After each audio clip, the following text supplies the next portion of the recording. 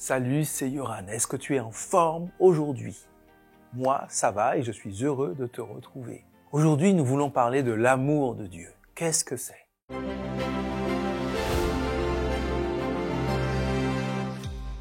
La pensée du jour se trouve dans 1 Jean chapitre 5 verset 3. En effet, aimer Dieu implique que nous obéissions à ses commandements. Et ces commandements ne sont pas pénibles. Obéir. Ça c'est un verbe que l'on n'aime pas de nos jours. Oui, parce que obéir, ça veut dire se soumettre d'une certaine manière, se contraindre. Alors qu'on vit à une époque où chacun voudrait être libre. Libre de sa pensée, libre de son action. Alors obéir. Pourtant, Dieu dit dans sa parole que lorsqu'on l'aime vraiment, alors on accorde de l'importance à ce qu'il dit. Et que aimer Dieu, ça réside dans le fait d'obéir à ce qu'il dit. En fait, laisse tomber le verbe obéir. Derrière cela, il y a l'idée d'aimer ce que Dieu aime. Tout simplement.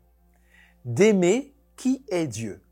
Car les commandements de Dieu, en réalité, nous parlent de qui est Dieu. Écoute, je prends un exemple très simple. Tu vois des parents, par exemple. On voit ce qui est important pour eux dans l'éducation qu'ils donnent à leurs enfants. Ce sur quoi ils vont accentuer leur éducation montre quelle est leur priorité.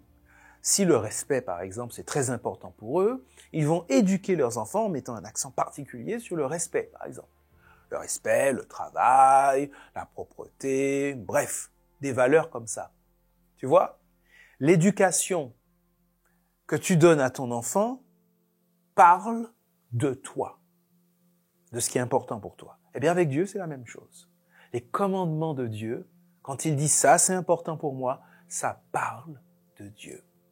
Alors, aimer Dieu, c'est aimer qui il est. C'est aimer ses commandements, c'est-à-dire ce qui reflète son caractère. Est-ce que tu aimes Dieu? Parce que si tu aimes vraiment Dieu, si tu aimes qui il est, alors ses commandements, pour toi, ne seront jamais pénibles.